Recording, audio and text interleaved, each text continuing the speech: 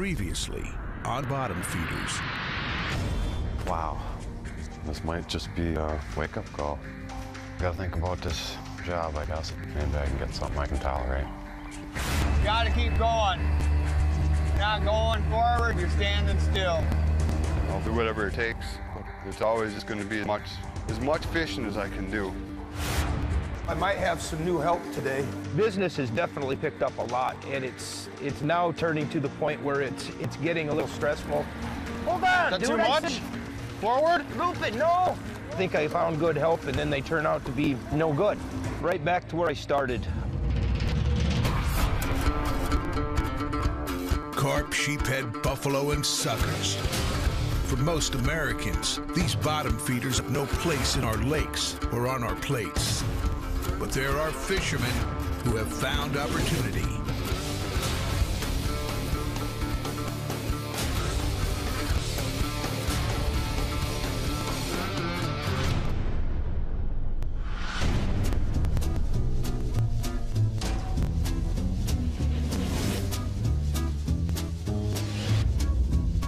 For the self-employed, business is often about reaching for the sky, but settling for reality.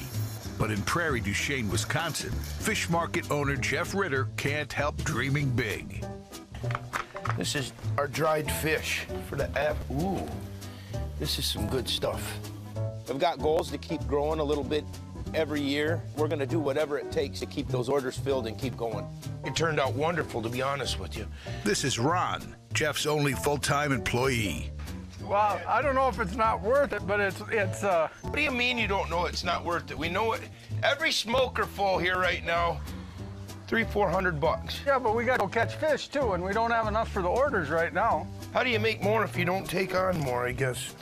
I'm bullheaded enough, we're gonna keep trying it. Right now, no, I go to bed and I don't rest easy because I don't know what's around the corner. I'll be the first to admit, maybe I took on a few extra orders. To keep his business afloat, Jeff needs a consistent flow of fish flooding in and the sales streaming out. These are all gonna get boxed and iced here and loaded on the truck here in just a little bit. And then we gotta do a whole nother load for Thursday, and then we gotta load again on Friday. I feel the pressure when I get the orders to come through and to please them and get the stuff, because if I don't do it, there's always somebody else waiting in line to try to take the business. Those fish should have been caught last night. You shouldn't have been leaving so early. Yeah, it was only, what, 7 o'clock after I'd been here for 12 hours? I wasn't listening again. Oh, here we go. That'll be Everett, wondering if we got fish for him yet. Sure is. Hello? And I suppose you're wanting to report on fish. I don't have a lot to report. He doesn't like to say no. He says, well, we can do it. Sometimes I get stuck in here a little more than I would like to be. Somebody's got to go keep catching fish, and that seems to be him. Jeff's client needs an outstanding order of 2,000 pounds of buffalo.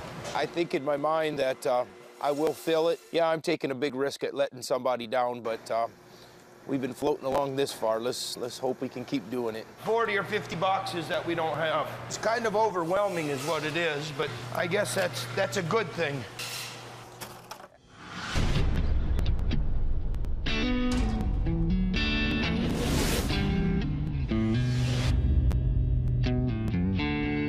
With the Pepin Fish Market in ashes, Mike Johnson is rising to meet the challenge in front of him. To support his family, the longtime fisherman is now moonlighting on a third shift. Let it get up to speed. When it stops cycling, then you can push play. Working the 9 to 7, 10-hour shift is kind of a rough gig. But right now, this is what I have to do. Make sure the bills are still paid. If you want to set the current position home, answer it no. All right, so I hit that pump. Yep. When I'm working somewhere else, I mean, I gotta focus on my job. But man, somewhere in the back of my mind, there's always a carp swimming. For Mike, work is becoming an endless loop. Fishing in the morning, the factory at night. Been tough on the kids. Don't hardly see them. time I get done fishing, try to catch a little nap. And then off to work. Seems like a long 8 hours. Back up in the morning fishing again, so don't get a whole lot of sleep at night. Time to make the donuts.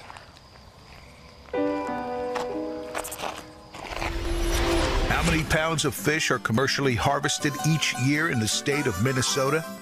The answer is A. Each year, commercial fishermen in Minnesota pull 3.5 million pounds of fish from over 5,000 lakes.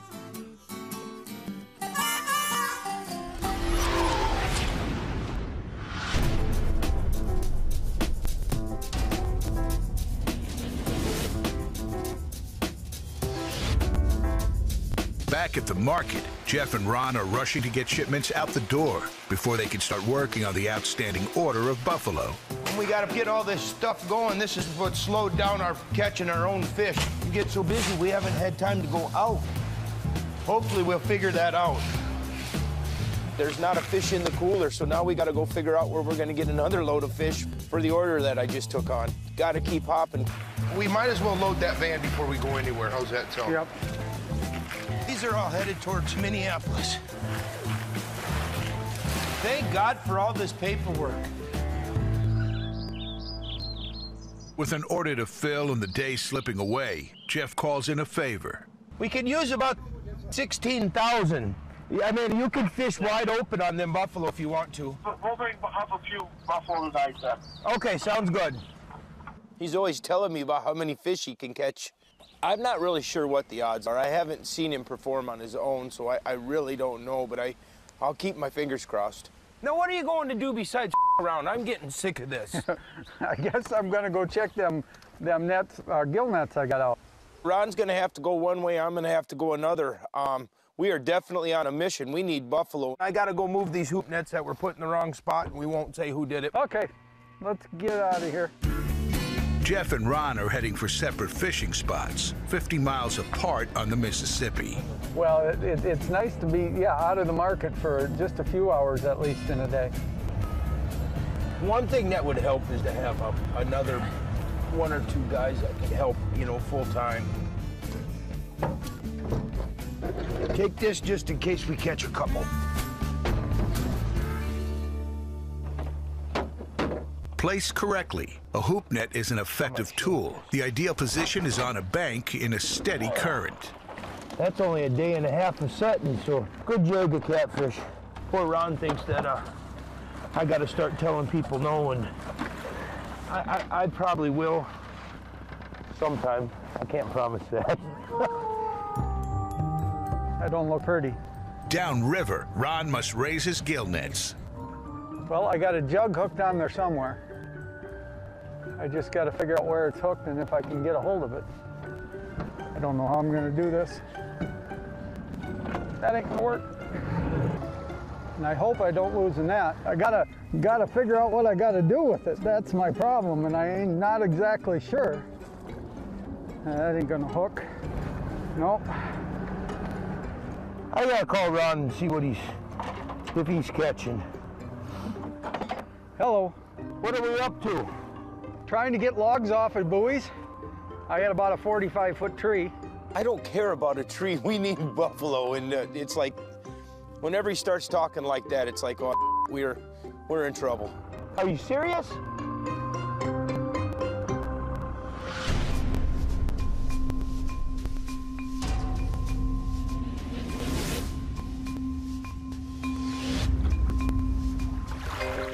Change is not for everyone.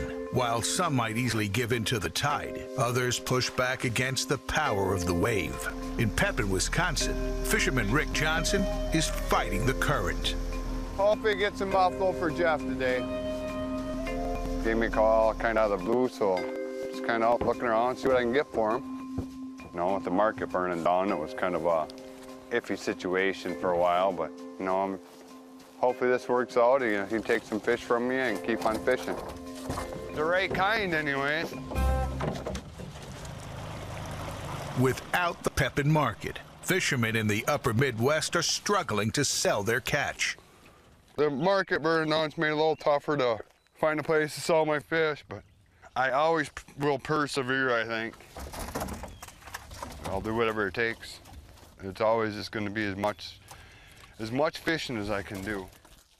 My brother's got to get a job and work a job. That's just what he's got to do. Mike wants to go work for the man. The way I look at it, I am the man, because that's who I work for, is myself. Oh, there's a pretty full net right here at the end. We'll be smiling to the bank.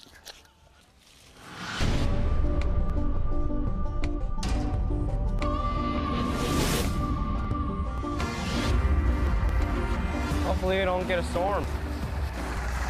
Can't be good all the time. Already running on empty from working overnight, Mike Johnson gets on the water with his 16-year-old son, Jimmy. Although I'm physically kind of tired, I've got a little adrenaline rush. I'm mentally ready to go because I'm doing what I love to do. So it always pumps me up enough to do what I've got to do. You got a few anyway. Yeah, just heard of it.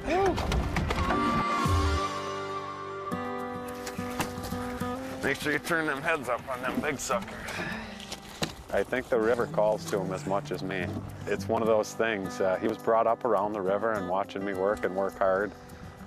And he's taken to the river very well. I have to grab a hook out of there. There we go. A little stick for you. And a little rain shower. First one was fish and the second one's all sticks. There's really no comparison to putting 10 hours in a factory to 10 hours on the water. Just wrecked another one. Son of a... Yeah, I tried to pull it out of that web there, all the fish. I don't even know if I show it really, but I know my heart feels it. Hands down deal that I love to fish more than anything. Another stick net instead of another fish net.